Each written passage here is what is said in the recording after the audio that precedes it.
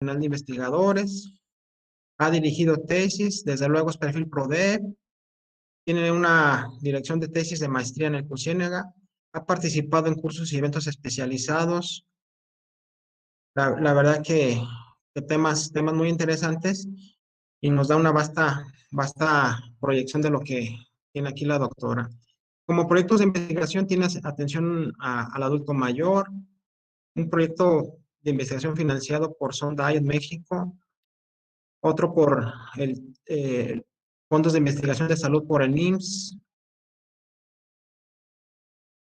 estancias de investigación, experiencia como docente ni se diga con la que tenemos ya reconocida y ampliamente, secretario de la academia, presidentes de academia, habilidades del laboratorio, métodos básicos del laboratorio, manejo de instrumentos de software, etcétera, que tiene también una gran, eh, digamos, facilidad y manejo en las cuestiones. Su adscripción actual es como profesor investigador titular A en el Departamento de Ciencias Médicas y de la Vida del Centro Universitario de la Ciénaga. Pues como ven ustedes, compañeros, nos honra mucho. De nueva cuenta, muchísimas gracias, doctor Hernández. Gracias a la doctora Luz María Galán por la visión para concretar este magno evento, al maestro Nápoles por su apoyo. Ahorita voy a tener unos pendientes que me está comentando en paralelo al maestro Razo. Y también en especial, ya saben que terminando este gran evento, tenemos un taller por ahí que nos van a estar apoyando, como siempre, con mucho profesionalismo, las maestras Ángeles Ochoa, Susana Colín, Sandra Leticia Chávez y Norma Bautista. Bien, no sé si quiere agregar algo, doctora Luz María Galán, en abono a esta introducción que hemos tenido con la doctora Arandis. ¿Qué opina? ¿Qué nos puede comentar? Sí, pues agradezco la aceptación de la doctora Erandis en esta noble invitación que le hicimos. Aprovechamos todo esto para los estudiantes, aprovechen el tiempo, todos estos conocimientos, toda la información que nos va a proporcionar la doctora Erandis es muy importante para en sus proyectos futuros, es decir, para que participen en programas de investigación como alumnos becados, para que participen en la elaboración de sus protocolos, que próximamente, en un futuro no muy lejano, ustedes van a tener la necesidad de elaborar un proyecto de investigación y también la elaboración de una tesis. Entonces, aprovechen todo este bagaje de experiencia que trae la doctora, asimilen los conceptos básicos y pues bienvenidos al apasionante mundo de lo que es la investigación, ¿verdad? Entonces, aprovechar todo esto. Muchísimas gracias, doctora Luz María Galán. Gracias a todos y sobre todo a ustedes, compañeros. Gracias por su presencia. Los dejo con la presentación de la distinguida doctora Erandis. Y si me disculpan, tengo que preparar un material porque tenemos consejo de centro en unos momentos, pero quería estar presente en esta inauguración. Desearles lo mejor y sé que va a ser una jornada muy productiva. Enhorabuena a todos y muchas gracias. Hasta pronto. Muchas gracias y bueno, pues de antemano les doy la bienvenida a esta primera cátedra y bueno, vamos a comenzar. Voy a proyectar la pantalla, ¿me pudieran indicar cuando ya se vea? Un momento.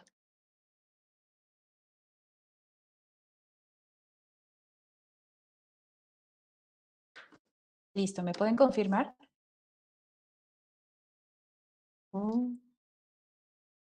Ya, doctora. Muy bien. Bueno, entonces, con la doctora Luz Galán estábamos discutiendo qué título pudiera llevar como esta charla y prácticamente para nosotros el título más ad hoc o más apropiado fue Construyendo la investigación o la construcción de la investigación. Y bueno, como un antecedente o un preámbulo, casi en todas las carreras se aborda de alguna manera en la currícula metodología de la investigación, pero lamentablemente en diversas ocasiones no se toma como la materia, la importancia que realmente tiene. De hecho, hay hasta chistes, ¿no? De que entrar una hora a esta clase es como si transcurrieran 7 años en la Tierra, ¿no? De vida normal o cotidiana. ¿Por qué? Bueno, pues porque realmente la materia es muy profunda en información, es muy profunda no solamente en conocimiento, sino en aplicación.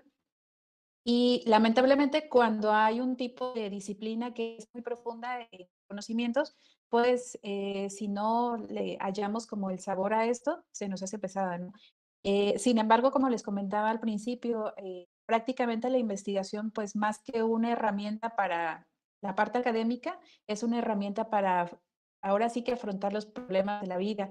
Y pues obviamente pues ustedes conforme va pasando, van ahora sí que empapándose del área de trabajo, de contabilidad, ya sea en una empresa, en su propia, pues no sé si ustedes desarrollen, por ejemplo, se desarrollen como profesionistas independientes, van a ir viendo la necesidad de aplicar justamente las herramientas de construir la investigación y de echar mano de la metodología. Entonces, bueno, prácticamente para mí el desarrollo de la ciencia, el desarrollo que tenemos ahorita en todas las áreas, en medicina, en contabilidad, en economía, parten justamente de construir la investigación, de esa curiosidad del hombre, de tener herramientas, de echar mano para resolver problemas. Entonces, creo que el ser humano no sería ahora sí que tan avanzado hasta donde hemos llegado si no hubiera echado mano de la metodología de la investigación y pues obviamente de ir construyendo paso a paso esto.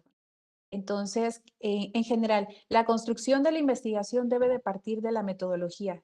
Y es una metodología, prácticamente la metodología de la investigación se centra en una disciplina que nos va a enseñar a, número uno, elaborar, número dos, así, definir, número tres, sistematizar, ya sea las técnicas o los métodos o los procedimientos que nos va a llevar a un objetivo, a una finalidad. En este caso puede ser generar conocimiento o puede ser pues desarrollar un prototipo o puede ser darle solución a una situación que estamos teniendo en la vida cotidiana.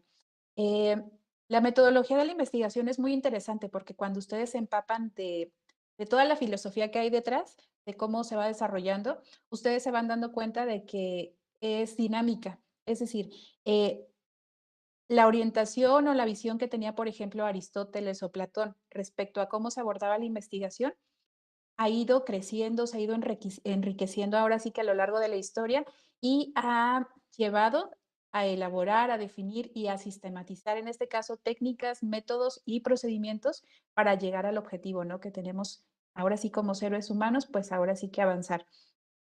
Y bueno, así como la investigación ha ido madurando a lo largo de la historia, también pasa lo mismo con nosotros, chicos.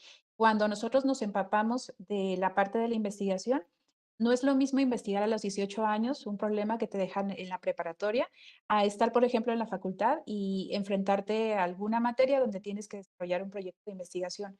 O a tus 35 años enfrentarte a una situación laboral que tienes que resolver sí o sí, ¿no? Porque de eso depende casi, casi tu sueldo y tu manutención. O suponiendo a la edad de 50 años, que tienes un problema familiar que tienes que resolver sí o sí. Entonces, prácticamente a lo que voy con esto es que los filósofos sí señalan prácticamente que la investigación es muy dinámica, es decir, no se estanca. Y la forma como resolvemos problemas a los 20 años, a los 35, a los 50, va evolucionando, vamos madurando y pues obviamente el objetivo es seguir estas reglas, elaborar, definir y sistematizar ya sea técnicas, métodos o procedimientos para llegar a un objeto. Puede ser el conocimiento, puede ser el afrontar un problema, etcétera. Pero bueno, prácticamente partimos de esto, de la metodología de la investigación. Y bueno, la metodología de la investigación, chicos, les remonto, es un proceso que es dinámico, que se construye ahora sí conforme avanza la historia, conforme avanza, pues ahora sí que también nuestra madurez como seres humanos. Y Albert Einstein en 1940 mencionaba lo siguiente. Él mencionaba, en las ciencias, el pensamiento es progresivo y sus etapas más recientes corrigen a las anteriores e incluyen a las verdades que persisten de etapas iniciales. Si nosotros nos remontamos a los avances que hizo Albert Einstein, cuando en 1940 él formula ahora sí que sus nuevas teorías son completamente revolucionarias a lo que sus antecesores habían planteado.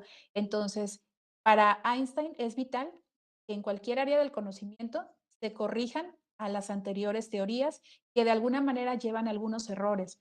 Y como él lo menciona, se incluyan a las verdades que persisten de etapas iniciales.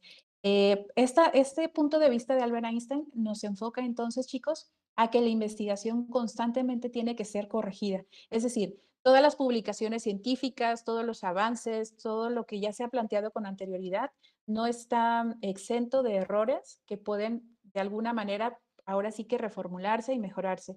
Y pues en su ámbito laboral y en el ámbito en el que ustedes se están formando, se van a dar cuenta de que hay bastantes puntos en los cuales podemos incluir alguna mejora o hacer alguna corrección. Entonces, chicos, prácticamente la metodología de la investigación se basa, número uno, en el desarrollo del conocimiento científico. Y este desarrollo del conocimiento científico debe de ser corregido, de acuerdo a Albert Einstein, incluyendo nuevas verdades. Ahora, la pregunta es entonces, ¿qué es una verdad, no? Y decimos que el conocimiento tiene que ser corregido y mejorado de acuerdo a nuevas verdades, ¿qué es la verdad? Prácticamente, bueno, esto ya es un diálogo pues más profundo en filosofía respecto a qué es la verdad. En términos generales, creo que de las definiciones, esta fue la que me pareció más dinámica y didáctica para estos fines. Y bueno, prácticamente se define la verdad como la realidad que existe entre una afirmación y los hechos. Y de aquí, chicos, va a partir cuando ustedes se enfrenten a la definición de verdad, cuando busquen esto, se enfrentan a verdad objetiva y verdad subjetiva. Entonces, enfocándonos, ¿qué es una verdad objetiva? La verdad objetiva es una verdad factual, es la que acabamos de definir como la realidad que existe entre lo que yo afirmo y lo que realmente está pasando. Es decir, debe de haber una coherencia entre lo que yo veo y lo que se afirma de una aseveración en cualquier área. Puede ser en salud, puede ser en economía, en contabilidad, en administración. Debe de haber esa coherencia. No puedo decir, por ejemplo, que yo puedo saltar de 10 pisos, de un edificio de 10 pisos, y pues no voy a tener fracturas, ¿va? No puedo afirmar eso porque los hechos son completamente diferentes. Esto es una verdad objetiva, es la que no depende del sujeto, no depende de lo que yo crea, no depende del tiempo, es decir, es 1980, si yo salto de un edificio de 10 pisos, voy a fracturarme. 2025, mismo hecho, ¿va? Entonces, guapos, en este caso, la verdad objetiva prácticamente es esto. La verdad objetiva no depende del sujeto que está observando un fenómeno. Esto es contrario entonces a la verdad subjetiva. La verdad subjetiva es aquella que sí depende del sujeto que está observando un fenómeno. Y bueno, ustedes saben que en este caso, por la observación, usando los sentidos, pues de cierta manera tenemos un cierto sesgo o un cierto error que se va a involucrar en esto, ¿no? En la observación. Entonces, un ejemplo claro que me pareció es la imagen. Hay un sujeto que afirma que son 3 los travesaños que hay en el piso y el otro sujeto, el del lado contrario, el del lado de enfrente, afirma que no, que son 4 travesaños los que están en el piso. ¿Quién tiene razón? ¿El que afirma que son 3 o el que afirma que son 4? Les doy unos minutos para que vean la imagen. Doctora, si gusta ampliar la imagen para que se vea más grande la pantalla. Sí, claro. Aquí en modo de presentación. Me refiero al modo de presentación, ya ve que no sé si... Ajá, ¿Aumentó? exacto. Así es, aumentó. Sí. Ah, muy bien. Ok. De acuerdo. Entonces, si ustedes observan, ambos sujetos, desde su perspectiva, desde el punto donde están observando al fenómeno, que son los travesaños, el sujeto realmente que ve los 3 travesaños, realmente los ve desde su perspectiva. Respecto al sujeto de los 4 travesaños, si ustedes se colocan de este lado del sujeto, él ve 4. Entonces, prácticamente, en el caso de la verdad subjetiva, ahora sí que el propósito de la ciencia es filtrar estas verdades subjetivas desde donde un individuo puede tener un panorama respecto a otro. ¿Y cómo se filtra esta verdad subjetiva? Prácticamente se filtra a través de, número uno, del método científico, número dos, de formular hipótesis basadas en hechos reales y número tres, solamente enfocarnos a afirmaciones que son coherentes con los hechos y tener, en este caso, la fidelidad de una idea de lo que realmente está percibiéndose en el fenómeno, no por la perspectiva en la que estamos enfocados. Y bueno, respecto a esto, me gustaría que me ayuden, por favor, a participar en el color verde hasta el final. Si se alcanza a ver, ¿me pueden confirmar? Sí ¿Se se alcanza a alcanza a ver? ver. Muy Sí. bien. En color verde hay una actividad que me gustaría hacer con ustedes. Dice, menciona un ejemplo de tu área están estudiando ustedes, donde puede mezclarse la verdad objetiva y la verdad subjetiva. En el ejemplo de la imagen, ustedes ven que el sujeto, uno dice que son 3 travesaños, otro dice que son 4. Por ejemplo, en nuestro caso, yo estoy más enfocada en ciencias de área de la salud y como ejemplo yo les puedo decir que hay una verdad objetiva, que es, por ejemplo, el problema de la obesidad infantil en México. Y como verdades subjetivas, pues se mezcla, por ejemplo, que eh, puede deberse a el estrés del niño, que puede deberse a los hábitos alimenticios, que puede deberse a un sinfín de factores. Entonces, aquí tenemos esa mezcla entre verdad objetiva y verdad subjetiva. De esas verdades subjetivas tendríamos que filtrar, tomar cada una de ellas para ver cuáles realmente se impactan a la obesidad infantil. Entonces, de su área, chicos, por favor, les doy un minutito para que piensen en algún ejemplo donde hay verdad objetiva y verdad subjetiva, donde se pueda confundir esto. Les doy un minutito. Perdón por disminuir, pero necesito ver la hoja de participación.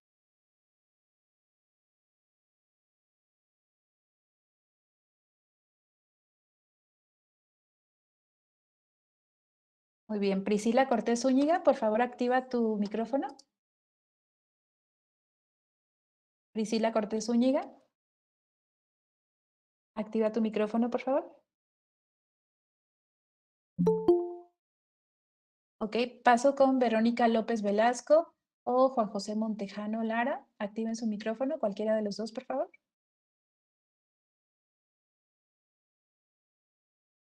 Verónica sí se encuentra conectada, López.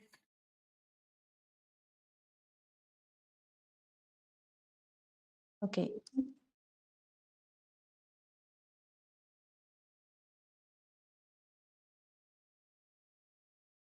Paso con María Fernando o María Susana, cualquiera de las dos, por favor, chicas, activen su micrófono.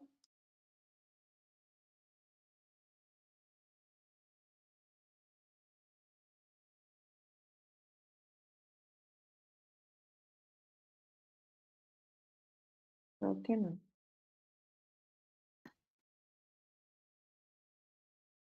Ok, ¿algún voluntario, muchachos, que quiera dar el ejemplo entre verdad objetiva y verdad subjetiva?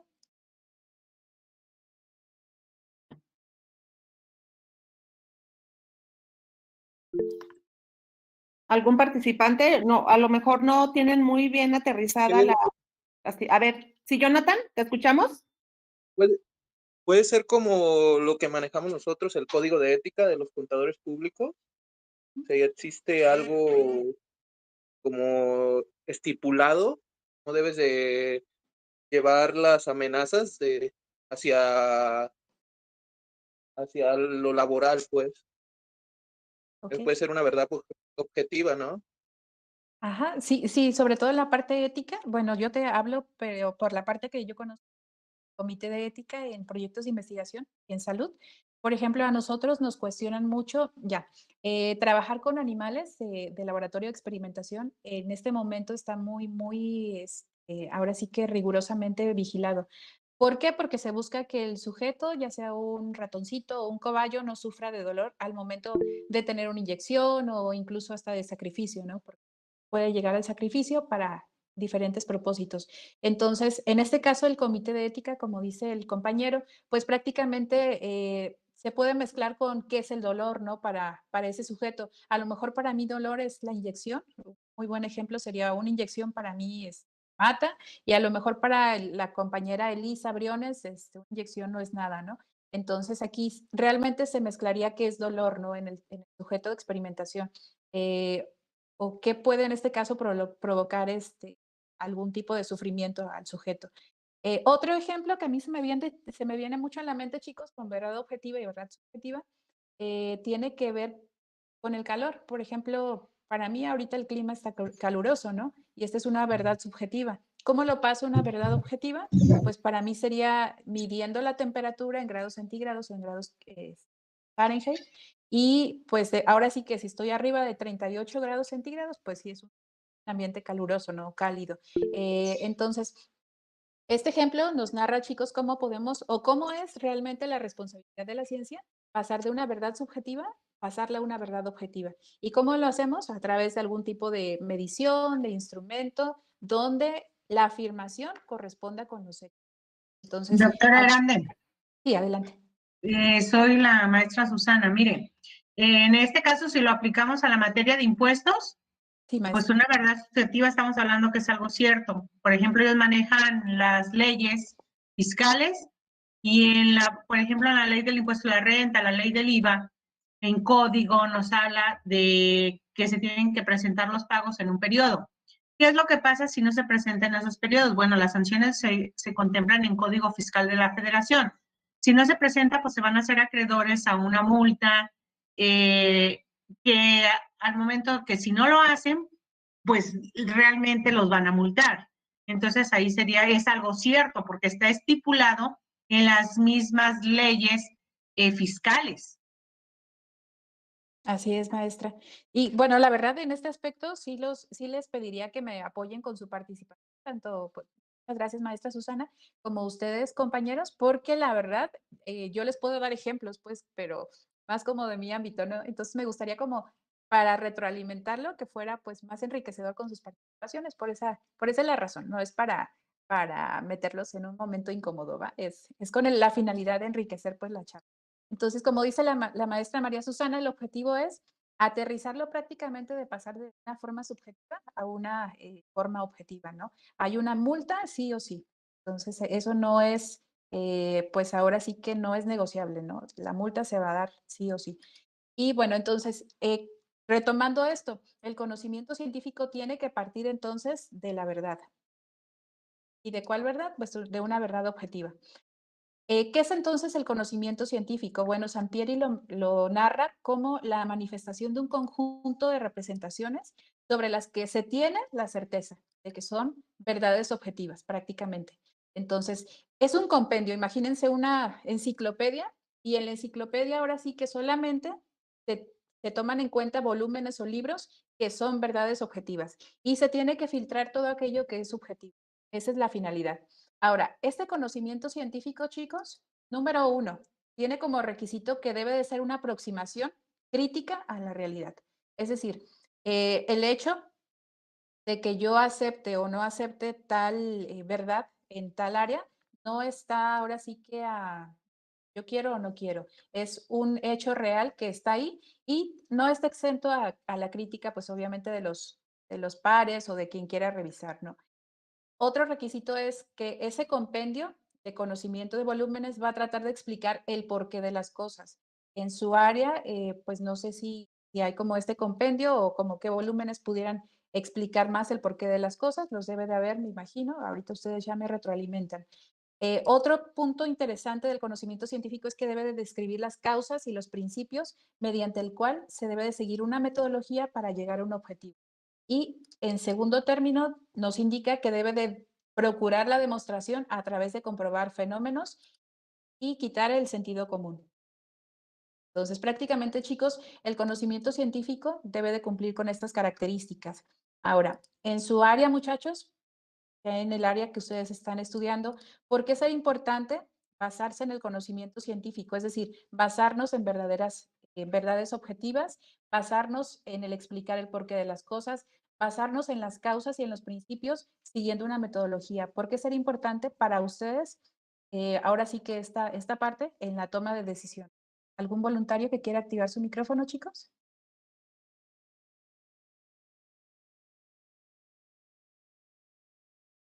Porque hay muchas leyes de por medio y no nos las podemos pasar por alto, ¿no? Ah, exacto. Si yo no, por ejemplo, yo les hablo desde mi punto de vista, que soy completamente ajena al área que ustedes están estudiando, yo no conozco completamente las leyes que ustedes sí manejan. Entonces, si a mí me pusieran a resolver un caso que ustedes ya tienen esta noción, pues definitivamente a mí me comen viva en su área, ¿no? Porque no tengo ni idea de cómo proceder legalmente para iniciar. Entonces, como nos indica su compañera, desde ahí comenzamos con la importancia de basarnos en el conocimiento científico previo que hay para tomar una decisión en el área de contabilidad, ¿sale? Su área y también pues en la mía. El compendio de conocimiento científico, muchachos, el conjunto de todo esto va a darnos lo que es el aporte de la ciencia. Y bueno, entonces es un conjunto de conocimientos que pueden ser racionales, ciertos y probables. No solamente se quedan en esta parte de la razón y por eso se dividen en diferentes áreas, como formales y como fácticas o aplicadas. En nuestro caso, tanto en el de ustedes como en el mío, hemos encajamos más en el área de la ciencia fáctica o ciencia aplicada. Yo me derivo un poco más a las ciencias naturales, a la ciencia fáctica natural, y ustedes un poco más a la ciencia fáctica cultural. Ambas, de todos modos, parten del conjunto de conocimientos que ya vimos y requieren, muchachos, sí o sí, que sea metódico, que sea sistematizado y que sea verificable. Esto sí no es voluntario, ¿no? Es ahora sí que de cajón, tanto para las ciencias naturales como para las ciencias culturales, donde encaja ahora sí que su área. Con todo esto, muchachos, entonces, ya vimos que es muy importante para el desarrollo humano basarnos ahora sí que en la construcción de la investigación. La construcción de la investigación se basa en verdades, verdades objetivas, que construyen el conocimiento científico para ahora sí, pues, formar o formalizar en una ciencia. Pero, ¿qué herramientas necesitamos para poder llegar a este grado, hasta la ciencia? Como herramientas, chicos, pues el hombre ha trabajado durante años con el método científico. Y el método científico, si ustedes, por ejemplo, lo googlean o lo buscan en algún tipo de libro, eh, ustedes pueden encontrar diferentes esquemas como lo representan, pero el método científico sí o sí, chicos, lleva observación, el plantearnos un problema. Junto con el planteamiento del problema viene una pregunta de investigación, viene también una posible, ahora sí que es un planteamiento de una hipótesis o de un supuesto que puede resolver ese problema. Viene plantear ahora sí cómo voy a comprobar esa hipótesis, que puede ser un experimento, pueden ser ciertos pasos o ciertos métodos.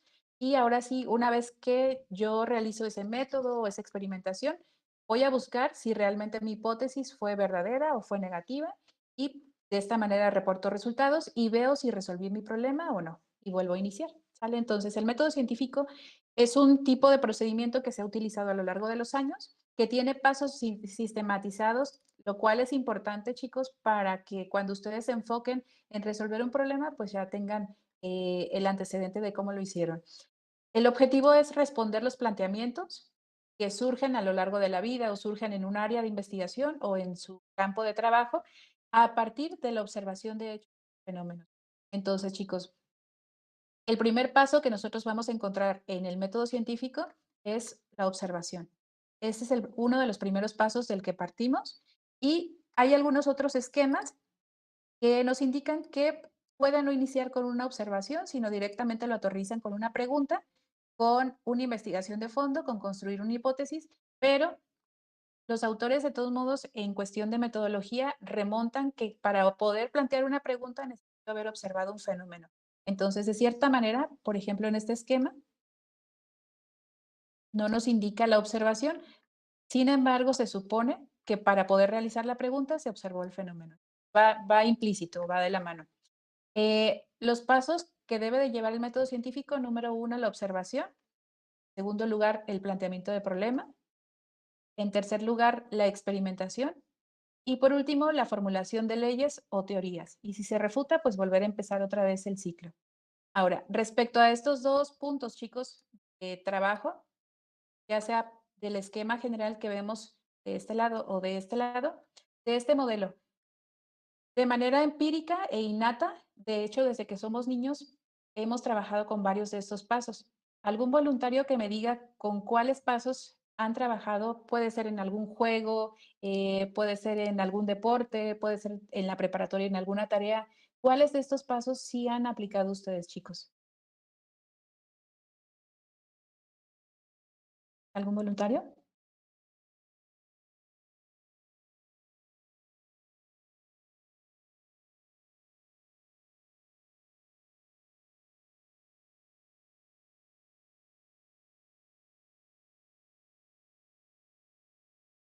Yo creo que todos en general. De hecho, desde infantes, pues observamos. Adelante. Maestra, Sí. a ver, los chicos no quieren participar, pero le voy a poner un ejemplo. Yo Muy bien, recuerdo cuando estaba chiquilla, que eran de los bonitos juegos que jugaba uno, el capirucho. Cuando lo jugábamos, a veces no sabíamos ni cómo, teníamos que observar para aprender las reglas de juego. Ese sería uno. sí, sí, Las canicas, los que jugaron canicas o nos tocó jugar canicas igual. el Así es. trompo, no sé, hay muchísimos juegos, el caballito, El bebe leche, ¿no? Que hay reglas. el bebe leche Ajá. también.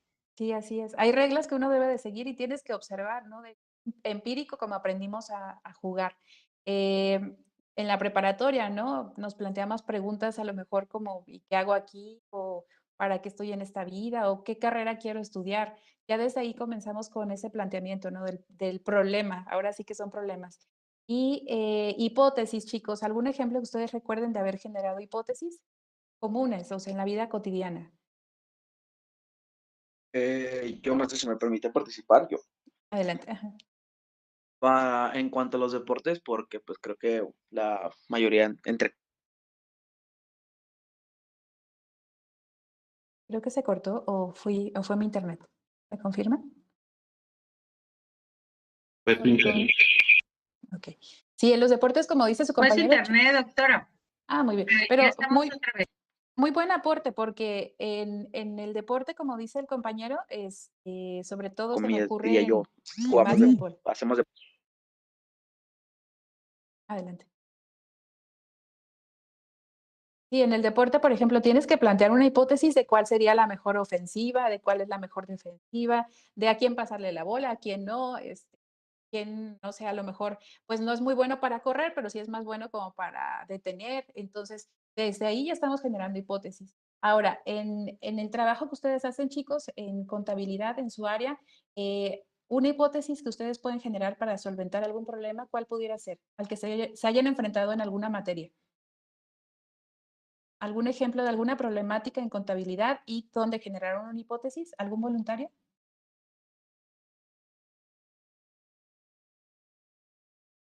Están tímidos, chicos. No hay respuestas correctas ni incorrectas, chicos. Solamente son experiencias de vida que abonan a lo que estamos viendo. Si algún voluntario quiere participar, Pues adelante. yo digo que desde que se registran los asientos, uno se va haciendo diferentes preguntas de cómo registrarlos, de cuáles serían las cuentas. Entonces sería desde ahí, me imagino. Ujú, muy bien. De hecho, pues de antemano yo me preguntaría por qué registrar una cuenta, ¿no? Yo que soy cero, pues ahora sí experta en su área, ¿por qué registrar una cuenta desde ahí? Y luego mi hipótesis pudiera ser, ¿qué pasa si yo registro una cuenta de esta manera o de esta otra? ¿Será más ágil? ¿Evitará menos problemas con el fisco? No sé, les estoy hablando desde mi inexpertez en el tema.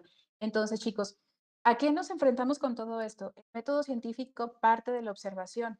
Y la observación, chicos, hay algunos autores como Sampieri que dice que la observación conlleva a generar un problema de investigación y nos da una pregunta. Hay otros autores que no están de acuerdo con esto, sobre todo autores un poquito más relacionados con la epistemología, dicen que no, que un problema y una pregunta nos llevan a la observación. La verdad, yo en este punto no estoy ni de acuerdo ni con uno ni con otro. Creo que se retroalimentan. Yo pienso que la observación genera un problema y a la vez una pregunta y viceversa, que una pregunta puede generar un problema o al revés, un problema puede generar una pregunta y esto nos lleva a la observación. Yo creo que es en ambos sentidos, bidireccional.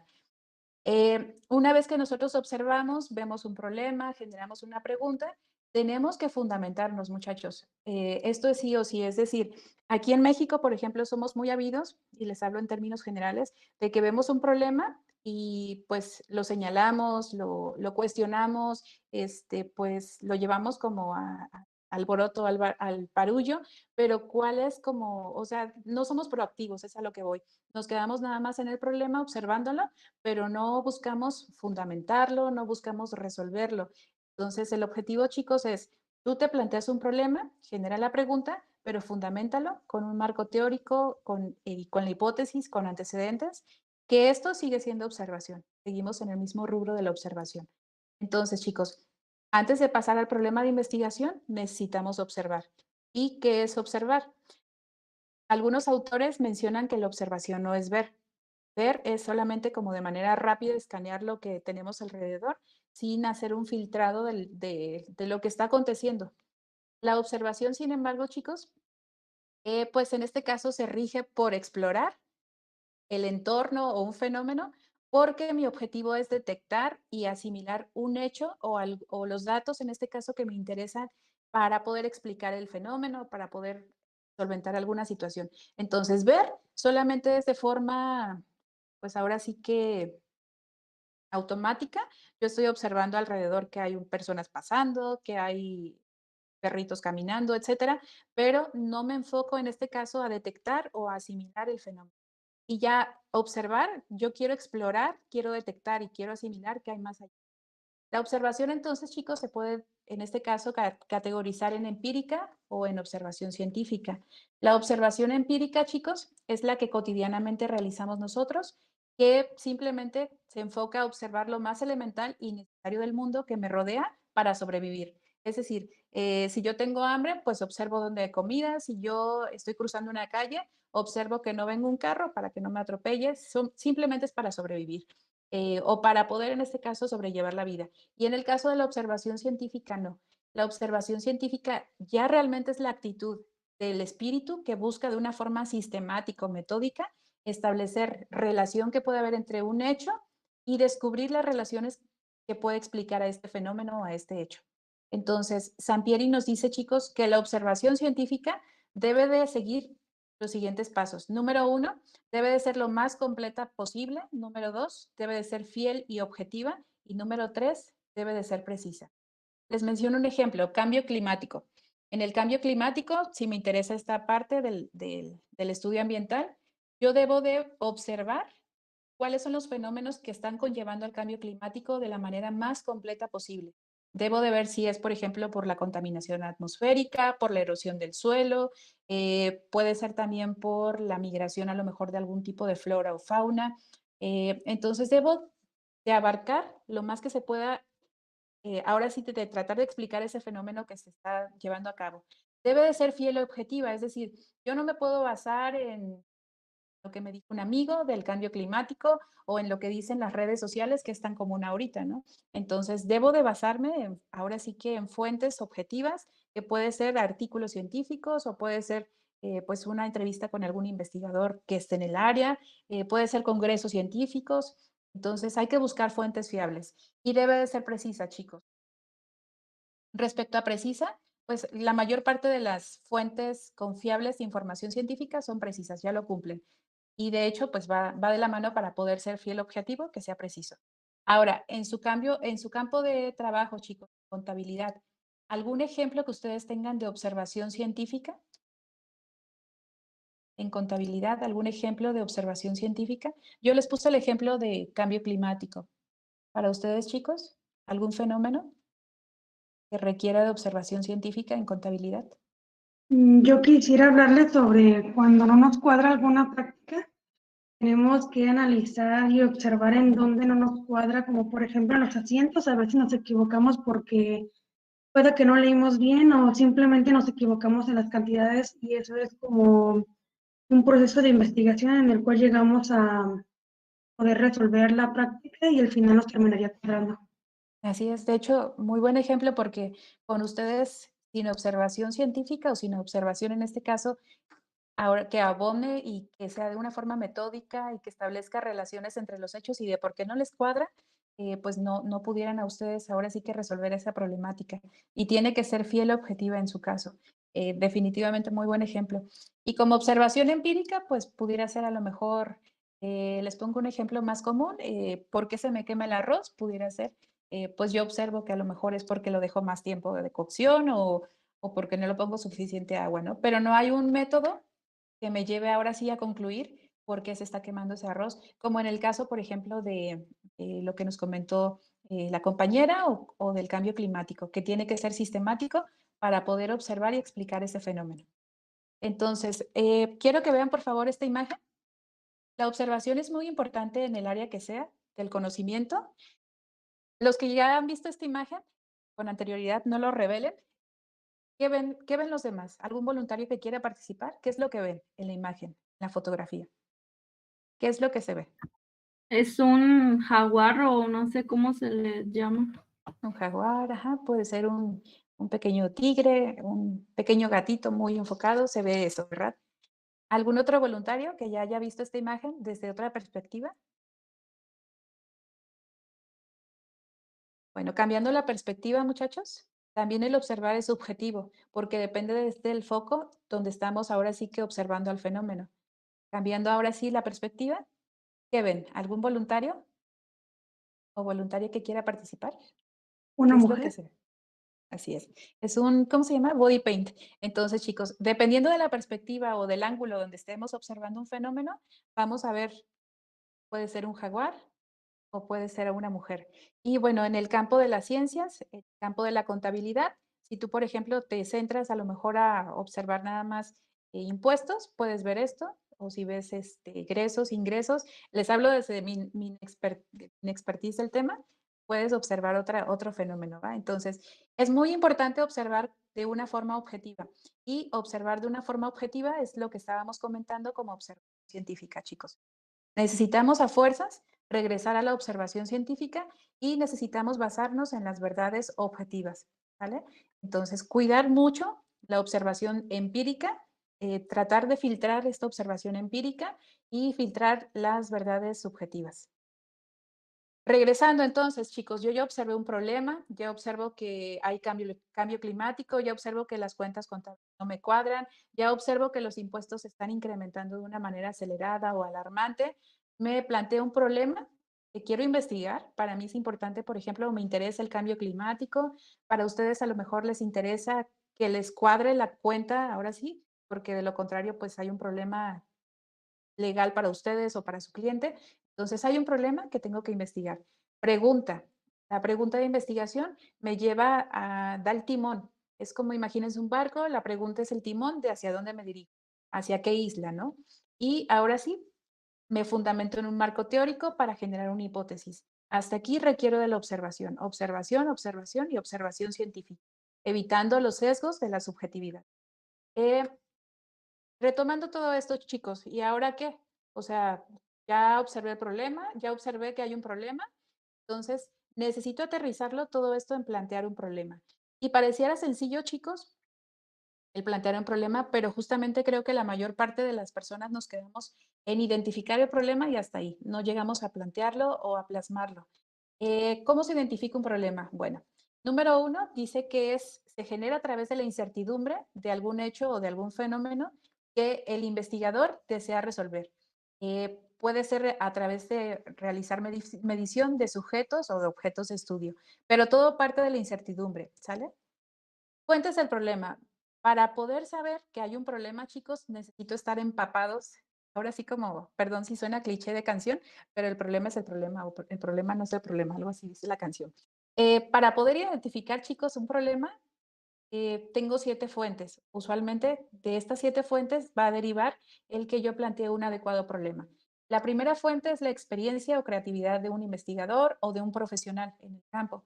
La segunda fuente sería el interés personal que yo tengo en el área del conocimiento.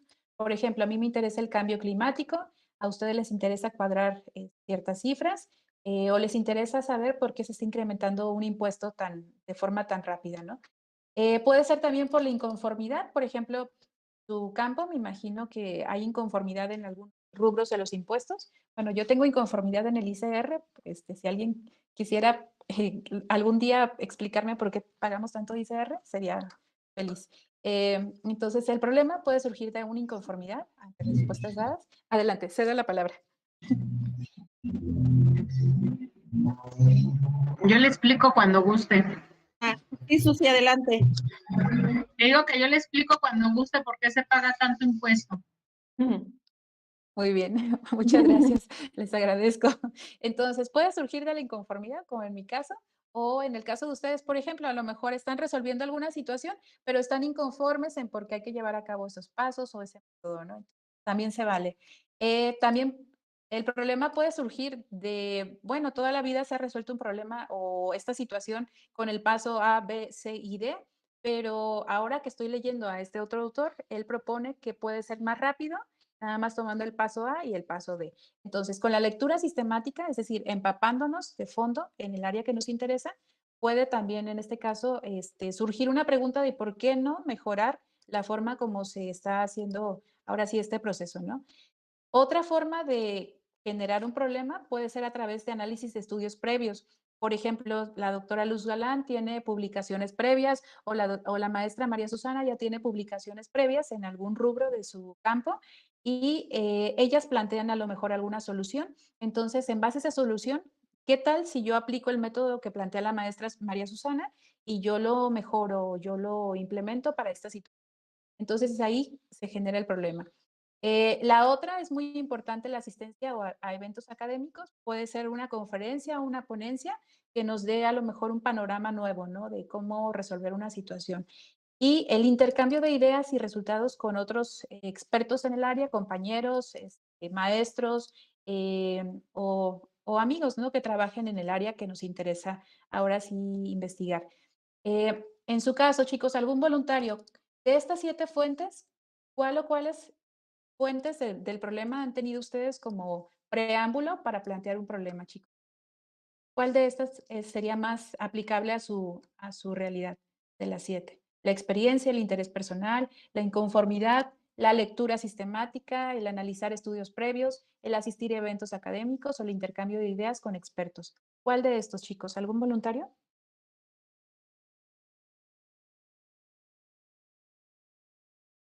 Se los dejo aquí. Sagrario dice que la inconformidad en el chat. ¿La inconformidad en el chat? Ya. O sea, para ella es la inconformidad. Ok. Y una disculpa, es que como no estoy viendo el chat, sí, es complicado ver los mensajes. Pero muchas gracias, doctora Luz. Sí, por nada. Sí, la inconformidad yo creo que es uno de los puntos que más nos detonan a la mayoría de las personas, que no estás conforme con el resultado que obtienes o no estás conforme con la situación cómo se maneja, ¿no? Este punto que nos molesta y tenemos que cambiar sí o sí algo, y ahí es donde planteamos el problema, ¿no? Entonces, para plantear el problema, tenemos estas fuentes. ¿Y por qué es importante plantear un problema, chicos? Bueno, hay un autor que se llama Akoff. Él en el 2005 plantea lo siguiente, dice, un problema correctamente planteado está parcialmente resuelto. Entonces, chicos, si tú planteas adecuadamente el problema que quieres ahora sí abordar, desde ahí ya tienes parcialmente la respuesta de cómo resolverlo, ¿no? ¿Qué nos recomienda Koff para plantear el problema? Nos dice que primero el problema son una serie como de pajaritos volando que son ideas y todas estos pajaritos volando ideas los tenemos que plasmar por escrito.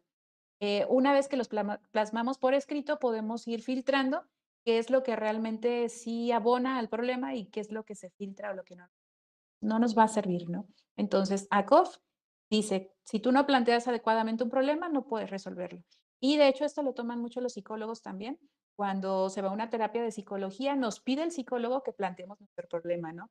Y cuando planteamos el problema, nos damos cuenta de que el problema no era a lo mejor pues no sé, que me peleé con la pareja o con el amigo, sino el problema era más profundo. El problema estaba en mí y no tanto en el amigo o en la pareja. Entonces, saber plantear el problema es saber cómo resolverlo. Me lo imagino también, chicos, desde este punto de vista, imagínense que hay una guerra, ustedes tienen algún tipo de guerra con algún enemigo y para mí el problema es conocer al enemigo. Entonces, si yo conozco al enemigo, lo planteo correctamente, ya sé cómo resolver o cómo ganar esa batalla, ¿no? Entonces, desde este punto de vista, concuerdo yo con Akoff de que el problema, el conocerlo, el plantearlo correctamente, ya está parcialmente resuelto y ya llevo una gran ventaja. Recomendaciones de Sampieri, chicos. Recomendaciones de Sampieri nos dice que el planteamiento del problema se trabaja usualmente en una cuartilla a 2 cuartillas. Sampieri nos dice una cuartilla, pero puede variar un poquito más a 2 cuartillas.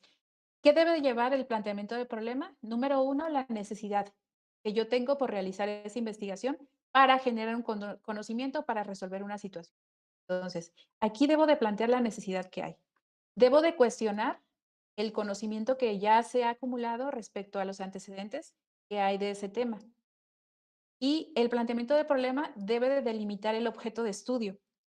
Debe de dar a conocer preguntas o interrogantes respecto al tema que me interesa resolver.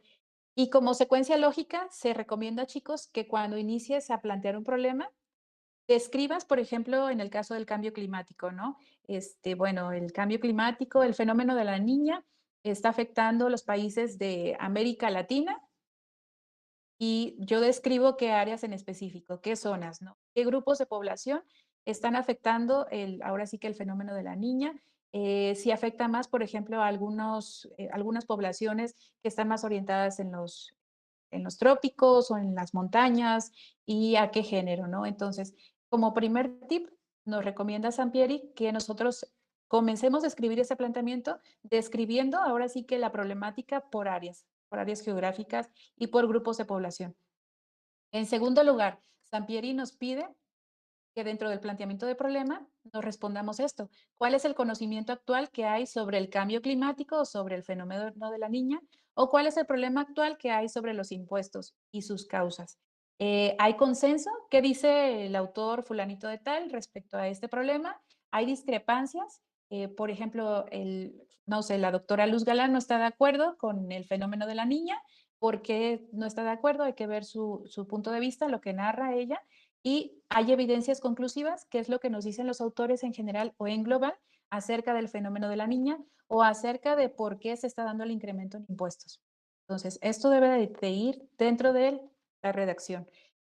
Sampieri también nos dice que dentro del planteamiento de problema debemos de incluir cuáles han sido las formas anteriores, ahora sí que para resolver el problema.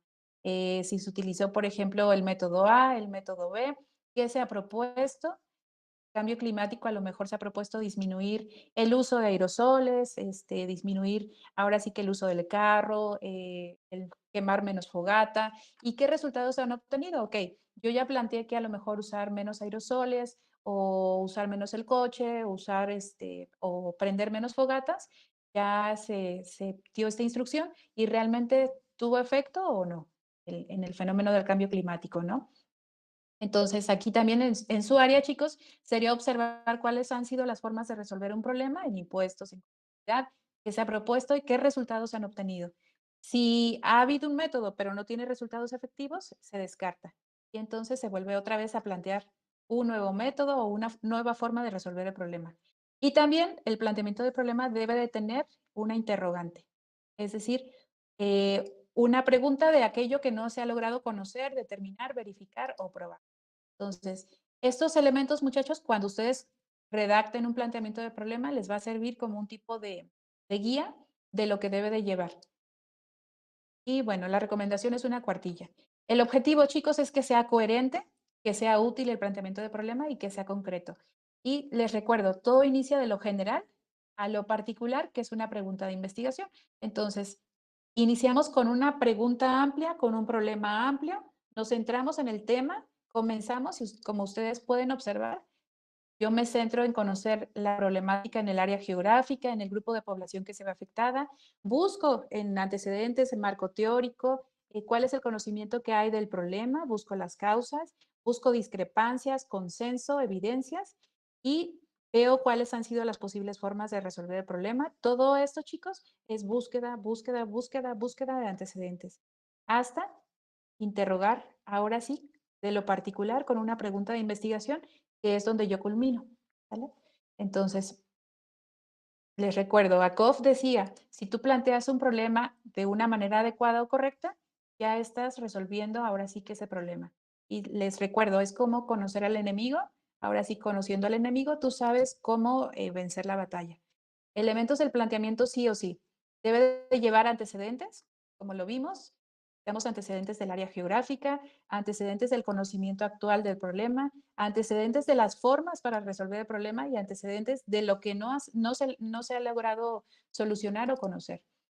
Necesitamos hechos, chicos, también, hechos y conocimientos y acontecimientos. Por ejemplo, ¿qué es lo que ha pasado con los impuestos en la región fulanita de tal?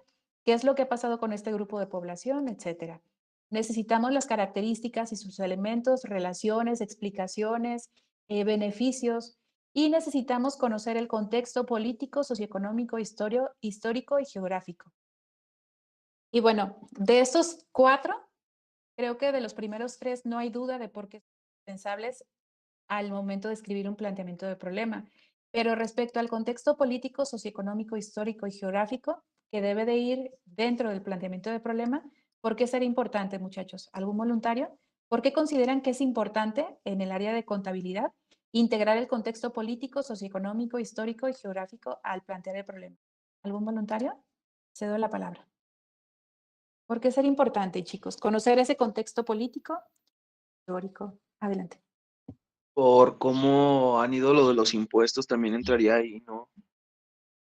Y es muy bien, por ejemplo, de los impuestos, chicos, ¿cuándo por qué se hace lo de los impuestos históricamente? ¿Algún voluntario? Es duda, no es para exhibir a nadie, es mi duda, ahora sí que innata, pues, en base a esto. Los impuestos, maestra, nacen pues muchos atrás, por una necesidad que tienen los presidentes de hacerse llegar más dinero.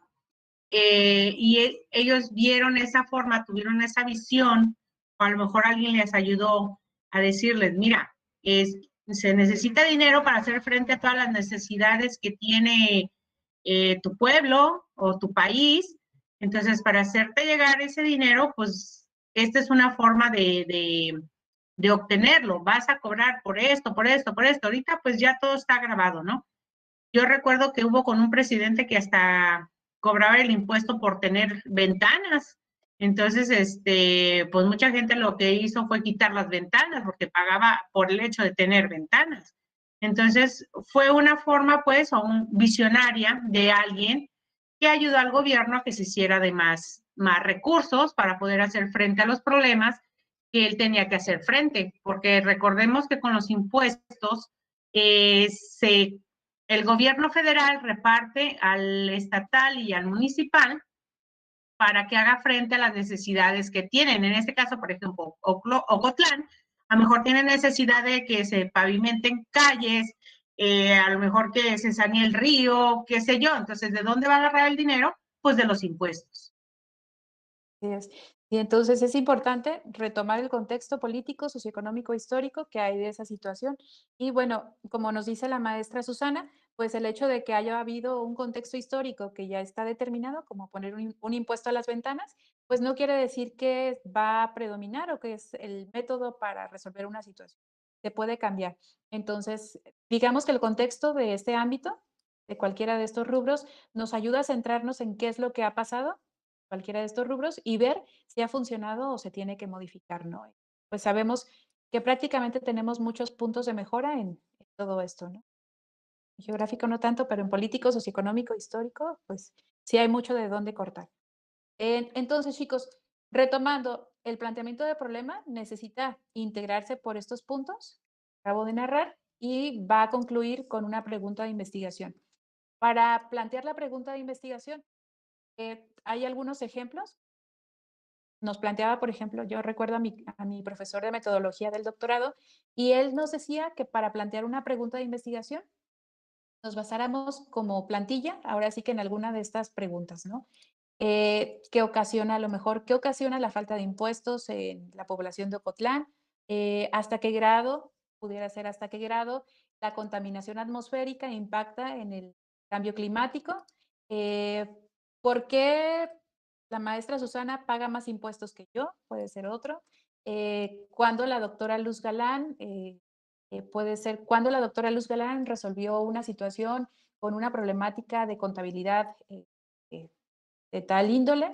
¿Qué factores conducen, ahorita con lo de la pandemia, qué factores conducen a reducir el nivel de contagios en la población mexicana? Entonces, chicos, estas preguntas que están aquí les van a servir como plantilla para el momento de que ustedes aterricen su planteamiento de problema en una pregunta de investigación. Se las dejo de todos modos, la doctora Luz Galán ya tiene la presentación, por si les interesa, pues ya se las puede pasar a ella o proporcionar. Entonces, chicos, hasta aquí hemos observado, ya nos hemos planteado un problema, ya planteamos la pregunta de investigación. ¿Qué más? O sea, ¿qué más necesito, no? O sea, ya tengo el planteamiento de problema, ¿qué más se necesita para continuar con esto? Bueno, se necesita búsqueda y observación. Seguimos todavía en la búsqueda y en la observación, y esto se hace a través de los antecedentes, como mencionábamos, para poder solventar estos 4 puntos. Vamos entonces a los antecedentes. Hay 3 tipos que nos narra Sampieri. El primero es el marco conceptual, el segundo es el marco teórico, el tercero el marco referencial. Y recuerden que cada vez que estamos trabajando con antecedentes, se tiene que citar para evitar plagio. Se recomienda que sea, esto depende de cada instrucción, por ejemplo, hay que seguir los lineamientos de protocolo que nos den, pero usualmente nos recomiendan de 5 a 6 cuartillas de antecedentes. Y bueno, les voy a poner el ejemplo. El marco conceptual, ¿a qué se refiere? Miren, en la línea de investigación que estoy trabajando yo aquí en Cusiénega, tiene que ver con la intoxicación por plaguicidas. Entonces, remontando a estos 3 tipos de antecedentes, marco conceptual, marco teórico y marco referencial, les pongo el ejemplo y ahorita se los defino. Para mí, el marco conceptual sería definir los antecedentes, qué es una intoxicación, decir que es un plaguicida, decir que es un órgano fosforado y cuáles tipos hay. Entonces, para mí esto es el marco conceptual. El marco teórico, ya me voy a enfocar a buscar información de con qué frecuencia se dan las intoxicaciones en la región de la Ciénega, cuáles son los principales síntomas por intoxicación en los agricultores que están expuestos a estos plaguicidas. Puede ser también la frecuencia de la mortalidad en la población por las intoxicaciones. Entonces, todo esto, chicos, va en el marco teórico. Y el marco de referencia, pues ya me enfocaría yo a buscar antecedentes de artículos, de estudios previos que haya de intoxicaciones por plaguicidas, ya sea en México, en Jalisco o en la región de la Ciénega. Entonces, retomando, chicos, para construir los antecedentes debo de tener información de marco conceptual, marco teórico y marco de referencia. Si ustedes observan, el caso del marco conceptual, como lo indica su nombre por sí mismo, son todos los conceptos que voy a estar empleando en el protocolo. Intoxicación, plaguicidas, órganos fosforados. En su caso puede ser impuestos, puede ser egresos, ingresos, impuestos sobre la renta, etcétera. Son todos aquellos conceptos que debes de conocer sí o sí para que no quede duda al lector. Marco teórico son todos aquellos antecedentes que hay acerca de, ahora sí que de la problemática que estoy analizando, pero de manera que me sirven como para aclarar hechos. Y ya en marcos de referencia son todos los estudios pros y contras, toda la evidencia científica que hay respecto al tema que me interesa. Marco conceptual, entonces, se enfoca en los conceptos, como lo indica. Marco teórico recopila antecedentes, investigaciones previas, consideraciones teóricas para sustentar la investigación. Y marco referencial, como lo indica su nombre, es una referencia a las obras de otros investigadores que pueden estar a favor o en contra de lo que yo estoy planteando. Entonces, aquí todo se toma, ¿sale? Todo lo que está a favor o en contra se toma como marco referencial. De esto, chicos, antes de pasar a otro punto, ¿sí queda claro la diferencia entre marco conceptual, marco teórico y marco referencial? Les cedo la palabra, abran su micrófono si alguien tiene alguna duda.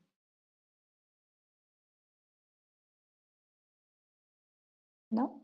Bueno, sí es importante, chicos, que vaya el planteamiento de problema y un protocolo con los 3, porque uno nos da, ahora sí que los conceptos necesarios, nos aterriza, el otro nos da los antecedentes y el tercero nos da todos ahora sí que todas las investigaciones que hay de ese tema que estoy abordando. Adelante. Sí, los escucho. Maestra, nada más Sí. para como aportación para los muchachos, no necesariamente el estudio tiene que ser nada más de impuestos. Recuerden que la carrera de contaduría maneja 5 áreas. Entonces, la problemática se puede dar en cualquiera de las 5 áreas. ¿Cuáles 5 áreas son, maestra Susana, para familiarizarme un poco más? Auditoría, costos, finanzas, contabilidad e impuestos. Muy bien, maestra. Sí, bueno, yo les pongo ahorita el de impuestos porque definitivamente pues, no tengo como más tela de dónde cortar en su área, por eso me enfoco en esto, pero muchas gracias, maestra Susana. Y de verdad que yo agradezco pues estas retroalimentaciones de todos ustedes porque así puedo aterrizar todo esto a su área. Entonces, definitivamente, chicos, abran su micrófono y ustedes interrúmpanme, no me molesta. Adelante. Bueno, continuando, guapos, en antecedentes. En antecedentes, al momento de estar redactando, ya sea el marco conceptual, el marco de referencia, o como vimos en este caso, el marco referencial, necesitamos citar. ¿Cómo se cita? Bueno, dependiendo del tipo de estilo, podemos citar con el apellido, et al, que indica los demás autores, y punto y coma, el año, y esto nos evita el problema del plagio, ¿sale? Entonces, siempre que haya algo que no es de su autoría, hay que citarlo, ya sea si es, por ejemplo, de forma descriptiva, como se ve aquí en el párrafo, o si es una imagen. Si yo tomo una imagen de algún lugar, chicos, para un protocolo se requiere indicar como lo ven en la parte inferior, déjenme le subo, dice tomada de Ferraro 2009. Entonces, siempre es importante dentro del protocolo citar Domínguez 2011 y la figura tomada de Ferraro 2009. Y también si utilizan, por ejemplo, tablas, esta tabla si no es de mi autoría, aunque yo la copie y la pegue, ahora sí que en una tabla de Word, no importa porque yo no obtuve esa información, se pone la cita tomada de Ferraro 2009. Aunque yo la edite la tabla, como no es mi resultado, se tiene que citar, ¿sale?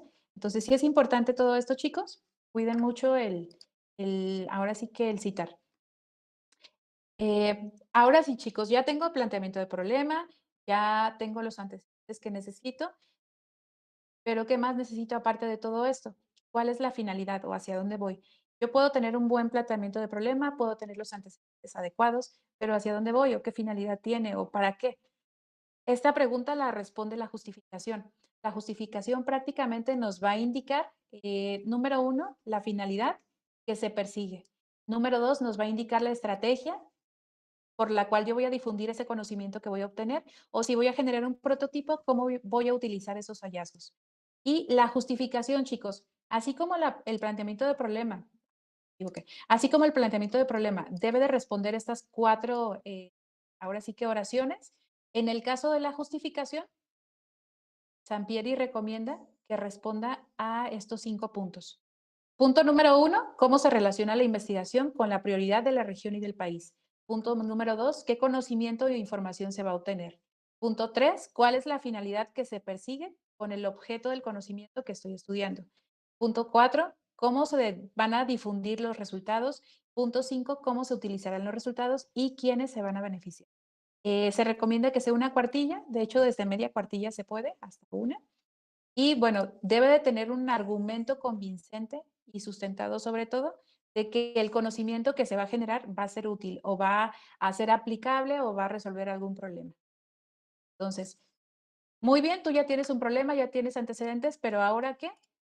¿Ahora qué es la justificación?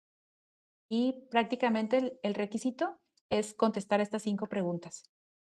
Ahora, chicos, les pregunto yo a ustedes, ¿qué consecuencias creen que tendría el omitir la justificación en un protocolo en el área que ustedes están trabajando, en auditorías, en costos, en impuestos? ¿Qué consecuencias tendría omitir el para qué se hace o el beneficio?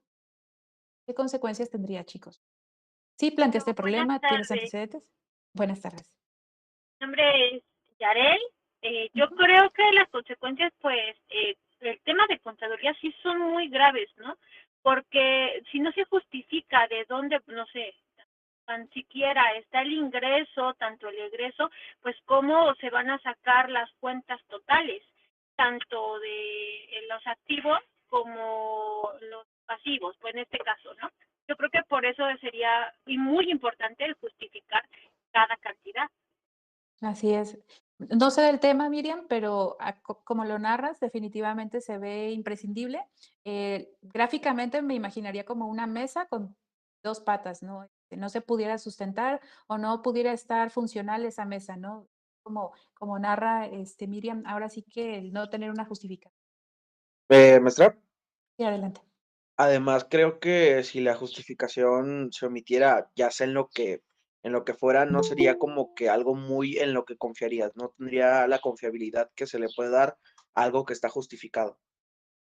Así es. Y bueno, esto nos pasa mucho, por ejemplo, en el área de salud. A lo mejor te plantea un problema o una investigación, pero la ciudadanía dice, bueno, ¿y para qué? ¿Cuál es el beneficio, no? ¿A quién le beneficia?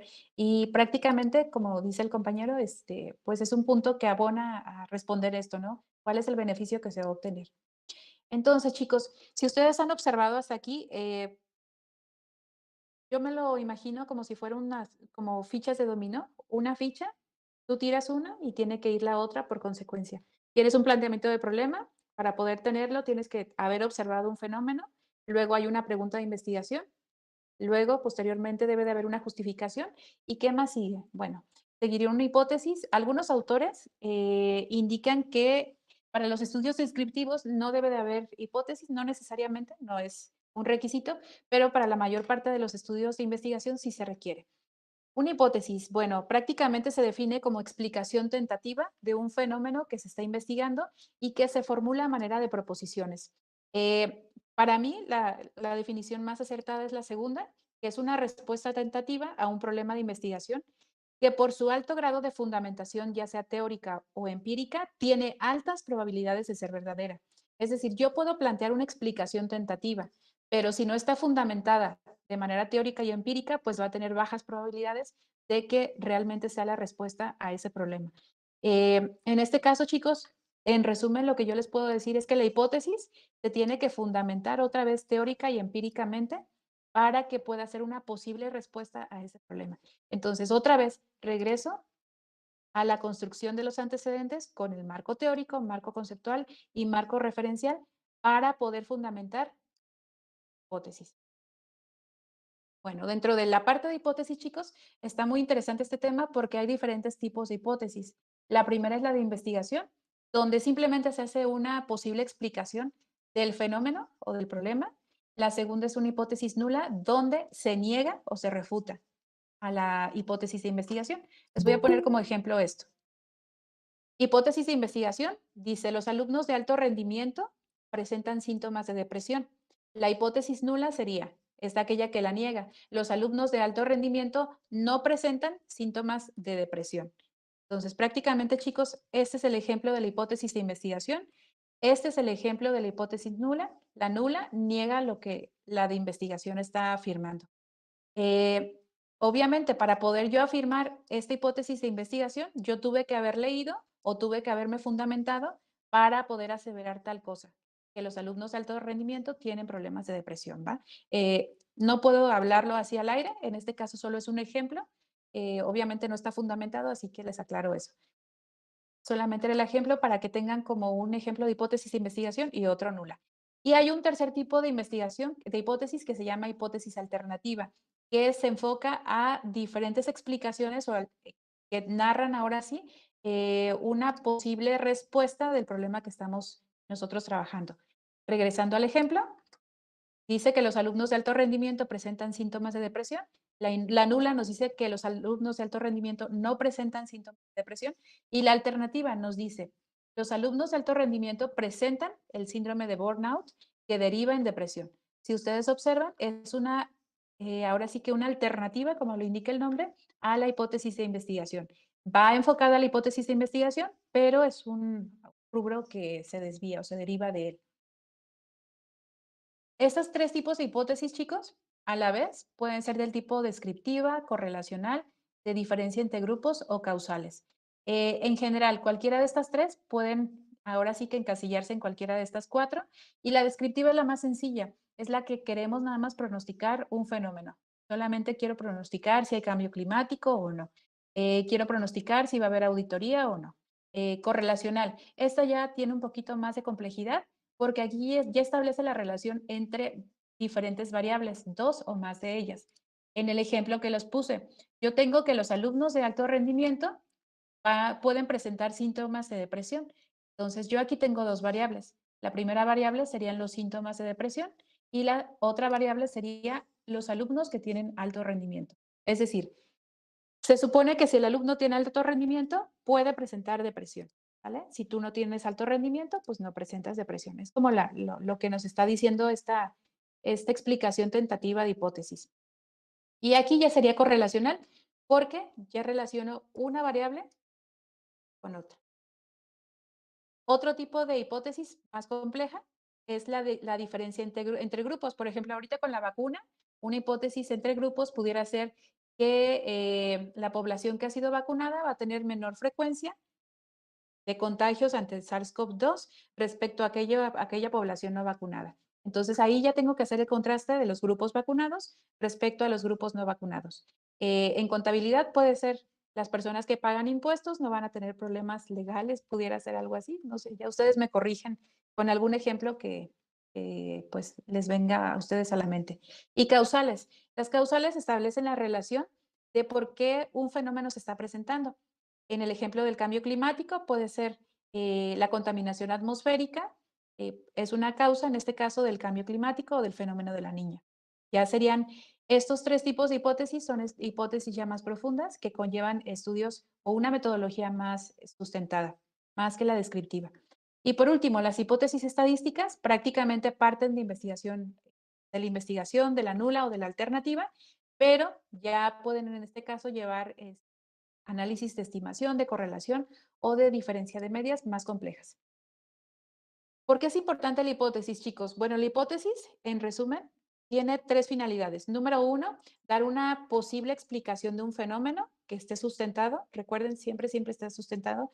Número dos, nos va a ayudar a organizar la investigación en variables. Por ejemplo, aquí ya vimos que hay dos variables, que son los alumnos de alto rendimiento y los síntomas de depresión. A estas variables se les conoce como variable a una dependiente y a la otra independiente. Imagínense ustedes un poquito su clase de matemáticas. En la clase de matemáticas, por ejemplo, la variable en este caso independiente era f de x y la variable dependiente es, en este caso, y. En términos comunes, en el caso del ejemplo de los alumnos con depresión, ¿cuál es el fenómeno que dispara la depresión, chicos? ¿Algún voluntario? ¿Cuál es el fenómeno que dispara la depresión en este ejemplo? Las calificaciones altas. Calificaciones altas, porque se percibe que hay estrés. Entonces, ¿quién depende de quién? ¿El síntoma de depresión depende del alto rendimiento o el alto rendimiento depende del síntoma de depresión? ¿Qué opinan? El síntoma de depresión requiere del alto rendimiento. Así es. Entonces, la variable Y o la variable dependiente, como lo indica la palabra, la variable dependiente es el síntoma de depresión y la independiente es el alto rendimiento. Si un alumno tiene alto rendimiento, entonces va a conllevar a la depresión, ¿sale? Y esto pasa también en cualquier tipo de hipótesis, que suele ser de este tipo, de correlación. Vamos a tener una variable que depende de la otra. En el caso del cambio climático, la contaminación atmosférica el cambio climático depende de la contaminación atmosférica.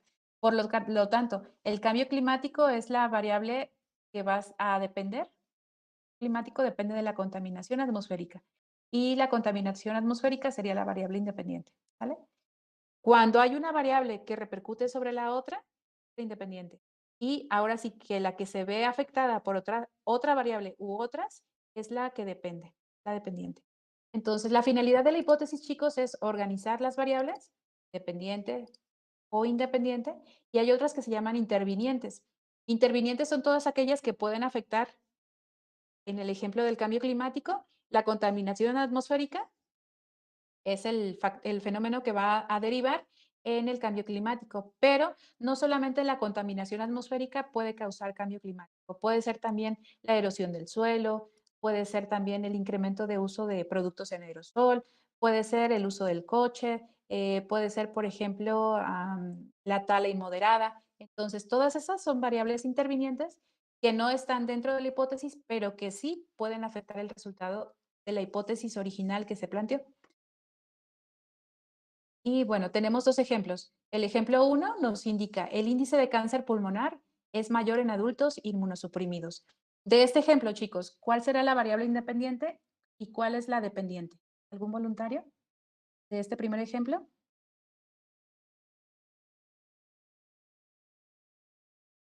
¿Cuál será la independiente y cuál será la dependiente?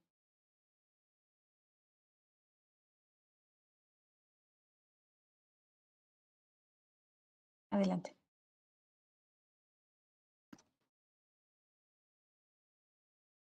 ¿Qué es inmunosuprimidos?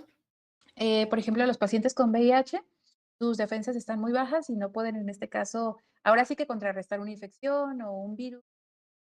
A eso se refiere. Entonces, la variable sería esa y la independiente sería lo del cáncer. ¿O sería al revés? Al revés, el índice o el que tengas cáncer pulmonar, ahora sí que depende de si estás o eres un adulto inmunosuprimido o no. Muchas gracias. En el segundo ejemplo está más sencillo, dice, la proximidad física entre los hogares de las parejas de novios, es decir, qué tanto te llevas tú con tu suegra o tu novio con tu mamá, dice que se relaciona positivamente con la satisfacción emocional de la pareja. De esta hipótesis, chicos, ¿cuál será la dependiente y cuál será la independiente? ¿Qué opinan? O sea que para llevarte bien con la familia de tu pareja, depende mucho de cómo estés emocionalmente en tu relación. Más bien, al revés. Para que haya una satisfacción de tú con tu pareja, eh, dice que depende de qué tanta relación tú tengas con tu suegra, con tus cuñados, con los sobrinos de ella, para que tengas como la percepción de que es una pareja pues estable. Entonces, ¿quién depende de quién, chicos? Bueno, ya les di la respuesta, pero ¿quién es la dependiente y la independiente?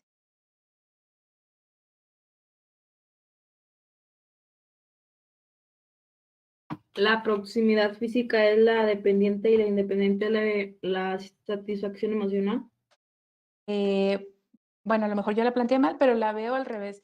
Yo veo que la satisfacción emocional de tu pareja dependerá de la proximidad física que haya entre sus hogares, ahora sí que Es de verdad. formación. Ajá. Esta es la independiente, la subrayo. Ajá, la satisfacción emocional depende de la proximidad física entre los hogares. Entonces, prácticamente, chicos, siempre que haya ese tipo de hipótesis, va a haber esa variable dependiente e independiente. Y las intervinientes, bueno, ya sabemos que en la satisfacción emocional de la pareja, aparte de la proximidad física, pues también depende de la fidelidad, por ejemplo, o depende del tiempo que se ven juntos, o depende de si te da un regalo o no. Entonces, todas esas son variables intervinientes. Como les comentaba, no son parte de la hipótesis, pero sí van a influir en el resultado de la satisfacción emocional de la pareja. Y bueno, hay otro tipo de variables en la hipótesis, chicos, aparte de las dependientes, que son las cualitativas y las cuantitativas. Como lo indica su nombre, las cualitativas son de características y las cuantitativas son, en este caso, ya como de números o datos que nos va a arrojar ya, pues ahora sí, objetivos. Las variables cualitativas se dividen en dos, cualitativa nominal y cualitativa ordinal. La nominal nos va a decir, por ejemplo, si entrevistamos a 100 personas, cuántos son hombres, cuántas son mujeres, cuántas de ellas a lo mejor son de México, cuántas son de Francia, cuántas son de Argentina. Todas esas son variables cualitativas nominales. El tipo de sangre también son variables cualitativas nominales. Ahora, las cualitativas ordinales son las que llevan un orden o una jerarquía. Por ejemplo, entrevistas a 100 personas, a 100 de tus clientes que vas a llevar una auditoría y al momento de decir cuántos tienen primaria, cuántos tienen secundaria, bachillerato, licenciatura, maestría o doctorado, pues ya estás estableciendo una jerarquía. Ya son variables cualitativas ordinales. De forma sencilla, las que llevan jerarquía son cualitativas ordinales, las que no llevan jerarquía, es decir, si eres de México, si eres de Francia, si eres de Groenlandia, pues no lleva jerarquía, son nominales. Cuantitativas, las cuantitativas se dividen en intervalo y en razón. Las de intervalo establecen un número, nada más nos da un valor, nos arroja un valor, la temperatura, el peso, ¿qué más puede ser? La estatura de una persona nos va a arrojar un valor y no tiene jerarquía. Y los de razón o las variables continuas son aquellas que nos arrojan un valor, pero que sí llevan continuidad. Por ejemplo, en el número de hijos, tú entrevistas a tu cliente que vas a hacer la auditoría y ella tuvo 0, luego tuvo un hijo, luego tuvo 2 hijos y luego 3. Es decir, no pudo haber tenido un hijo y luego pasar a 0 hijos. Bueno, excepto situaciones pues ya más caóticas, pero lo natural es que sea en ascenso la continuidad de los hijos. Al igual que el número de partos, otro ejemplo, va en ascenso, la continuidad cómo se lleva. Y prácticamente, chicos, todo este tipo de variables las determina la hipótesis. La hipótesis, en el caso del ejemplo anterior, dice, la satisfacción emocional de la pareja es una variable. Esta va a ser, ¿de qué tipo, chicos? ¿Cuantitativa o cualitativa? Para iniciar. ¿Cuál de estas dos será? La satisfacción emocional de la pareja. ¿Algún voluntario? Yo supongo que sería cualitativa. Cualitativa. Y la respuesta, por ejemplo, si ustedes les preguntaran, ¿estás satisfecho emocionalmente con tu pareja? La respuesta, ¿cuál sería?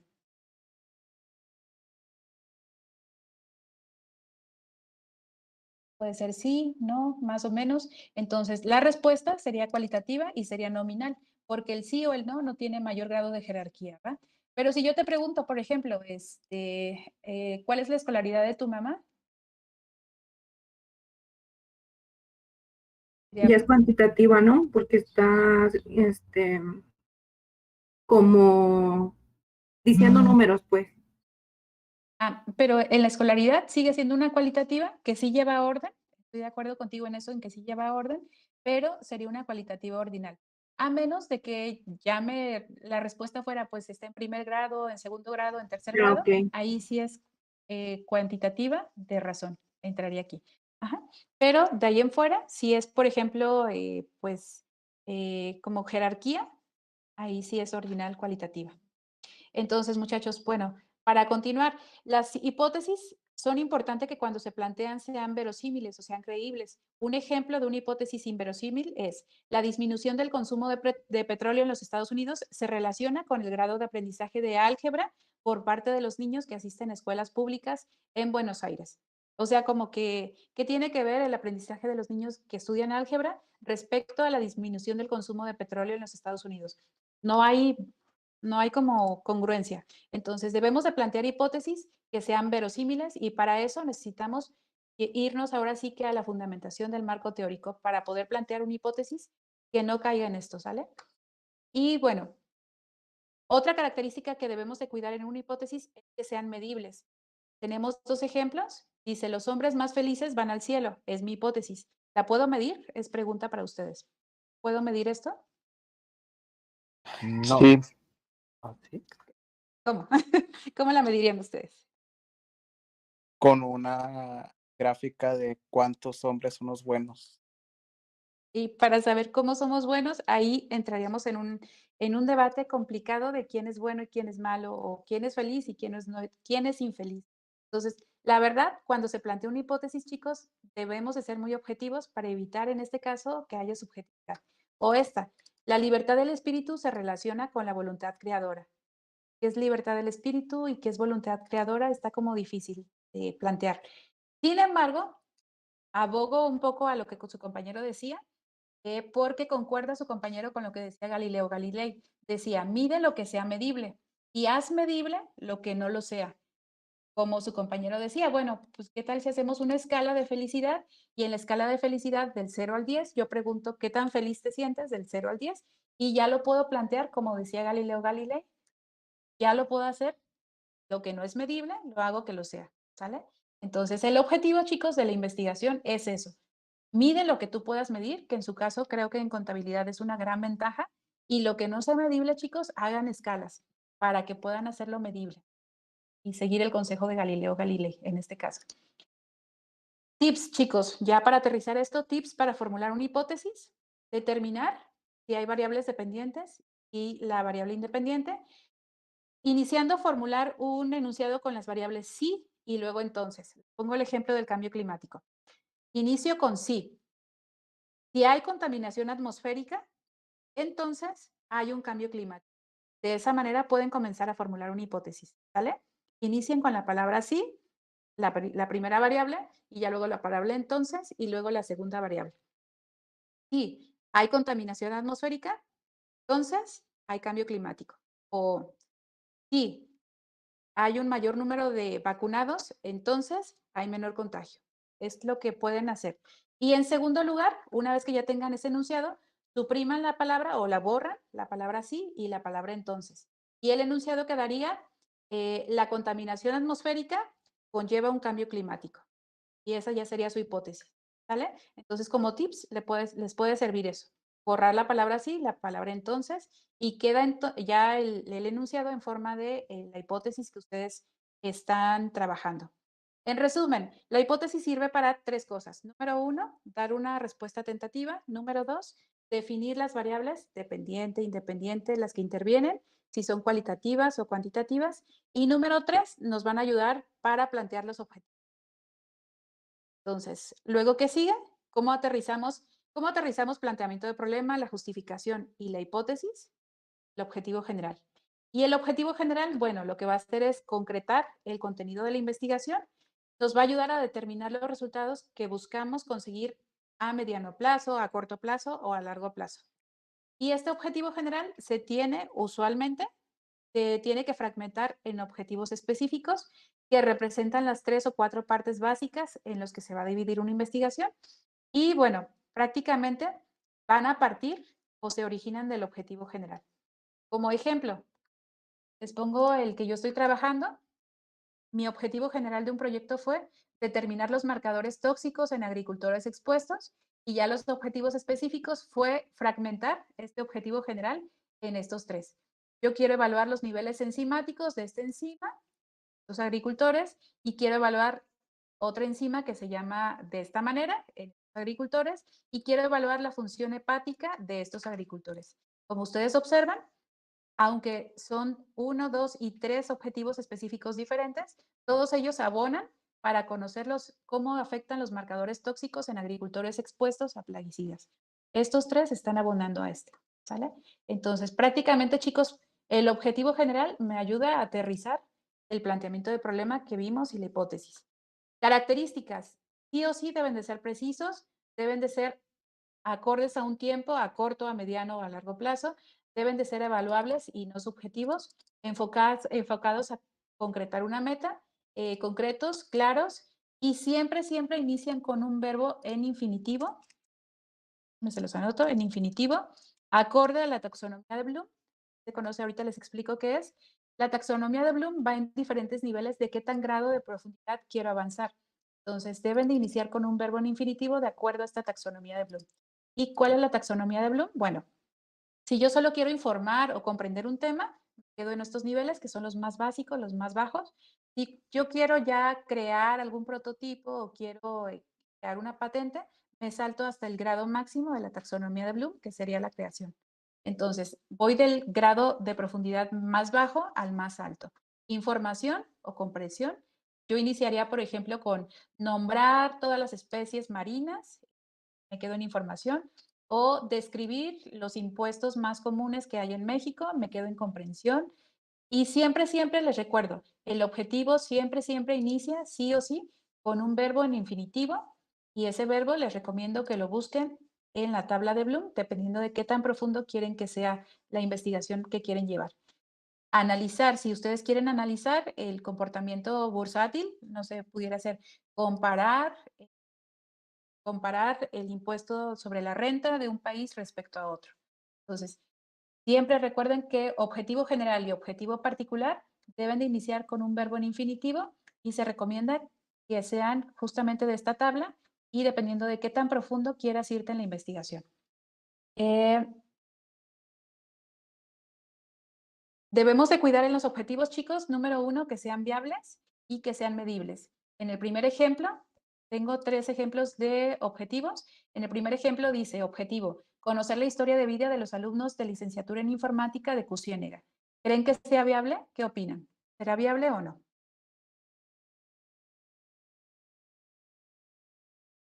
¿Algún voluntario? ¿Será viable o no? Yo creo que es difícil, maestra. Exacto, porque ¿cómo medimos la historia de vida? ¿Cómo se recapitula toda esa información? Es inviable, no es objetivo. Para empezar, como vimos en los requisitos, no es preciso ni concreto ni claro, ¿vale? Ahora, en el segundo objetivo, evaluar los efectos secundarios de la vacuna Pfizer-BioNTech en adultos de la tercera edad de Ocotlán.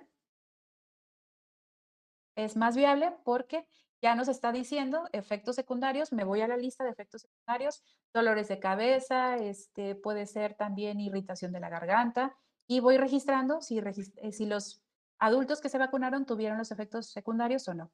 Entonces sí lo puedo medir, si es viable y si es preciso, se cumple con eso. Una vez que tenemos entonces los objetivos, chicos, objetivos generales y los secundarios, como dice este chiste, dice primer acto, ya tengo ahora sí al planteamiento del problema. Segundo acto, ya tengo la justificación. Tercer acto, tengo hipótesis y objetivos. ¿Cómo se llama la obra? El chiste dice un niño plantado en la tierra, otro niño plantado en la tierra, otro niño plantado en la tierra. ¿Cómo se llama la obra? Jardín. En nuestro caso, ¿cómo se llama nuestra obra? Ya tenemos planteamiento de problema, ya tenemos justificación, ya tenemos hipótesis y objetivos. ¿Cómo se llama la obra, chicos?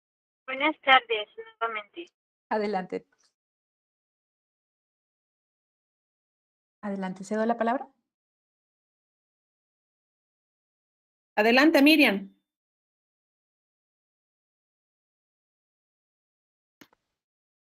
Miriam, no te escucho, pero vamos a hacer algo. Cuando retomes el internet, abre tu micrófono y te cedo la palabra con mucho gusto. Bueno, entonces, chicos, a lo que iba con esto, chicos, es que ya tenemos todos estos pasos que hemos desarrollado. Seguimos con el título. Y el título, yo les recomiendo en lo particular, por mi experiencia, que siempre, siempre sea después de esto. Adelante. ¿Los escucho?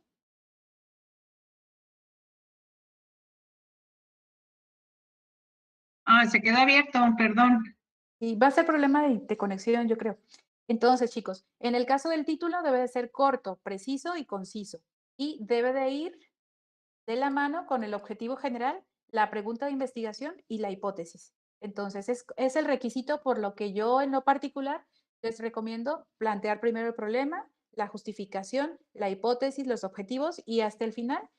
En lo particular, yo sí les recomiendo que ahora sí redactar el título, hasta tener ya todos estos elementos para que sea un título corto, preciso y conciso. Y de hecho se van a dar cuenta que el título se va a ir modificando conforme profundicen más y avancen más, lo pueden ir modificando.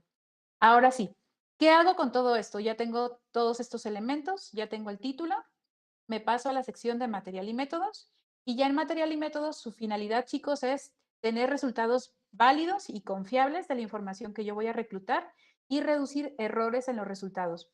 Eh, ¿Cómo se basa este proceso, chicos, o cómo desarrollo todo esto? Bueno, recuerden que el método es el proceso lógico a través del que voy a obtener un conocimiento y la técnica, chicos, es bien importante diferenciar entre uno. La técnica es el conjunto de instrumentos y medios a través de los cuales se efectúa el método. Entonces, método, me dice el proceso lógico a través del cual voy a obtener un conocimiento. Imagínense la canción que más les guste. Si ustedes saben tocar algún instrumento, el método son las notas musicales, do, re, mi, fa, sol, la, si. Es el proceso lógico que tú tendrías que seguir para poder obtener ese conocimiento. Tú ya tienes las notas musicales, pero no se interpreta solo, es decir, necesitas que haya un instrumento musical, un violín o una guitarra, para poder desarrollar ahora sí. Entonces, la técnica, chicos, es el instrumento musical por el cual tú vas a efectuar el método, por el cual vas a leer el do, re, mi, fa, sol, la, si del método. Y ahora sí, entre las notas musicales y entre el instrumento musical, desarrollas el proceso de investigación. En total, chicos, material y métodos debe de tener tipo de estudio, que lo van a ver creo que en una segunda parte ya de otra cátedra. Tiene que llevar población, objeto, universo de estudio, selección del tamaño de muestra, criterios de inclusión, exclusión, instrumentos, cómo vas a recolectar la información y los procedimientos. Todo esto debe de estar bien sustentado y ahora sí que no omitir nada.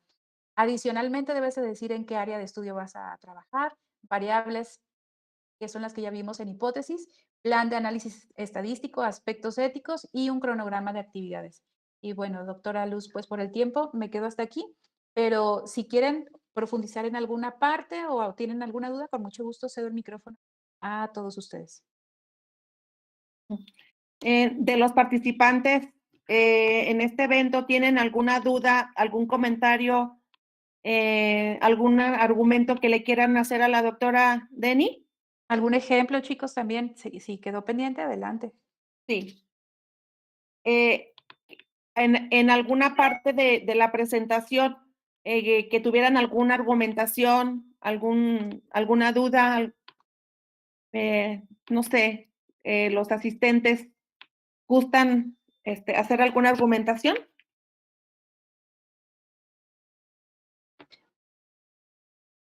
Bueno, en resumen, chicos, yo les recomiendo, van a tener a su disponibilidad esta presentación. Los elementos del protocolo de investigación ya están resumidos, título, antecedentes, planteamiento de problema, qué elementos debe de llevar, justificación, qué elementos debe de llevar, objetivos, los elementos que deben de llevar. Y bueno, creo que en metodología ustedes hasta ahí llegarían para esta charla y ya para otras, de todos modos, aquí están disponibles para que tengan a la mano esta información. Cedo la palabra. Sí. Bien, dejo en uso de la voz al maestro Francisco Jesús Nápoles para darle un agradecimiento y una despedida a la doctora Erandis Denny. Maestro Francisco.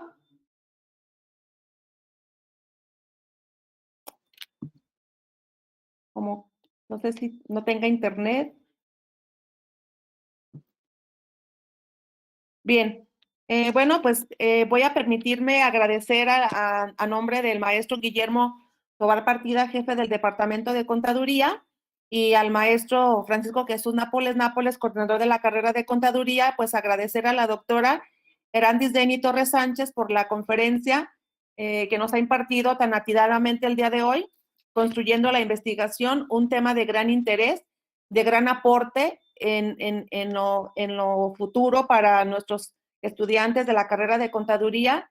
Creo yo que se trataron muchísimos puntos muy importantes en este proceso investigativo y pues no me queda más que agradecerle, doctora Deni, muchísimas gracias por todo su apoyo.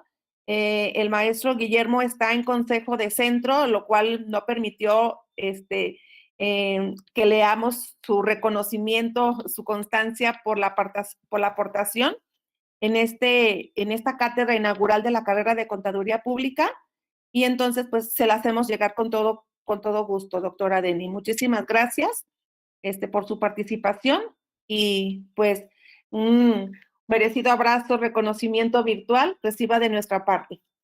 Muchas gracias a ustedes. Gracias, chicos. Y pues cualquier cosa, tienen mi correo electrónico, es erandis.torres@academicos.udg.mx.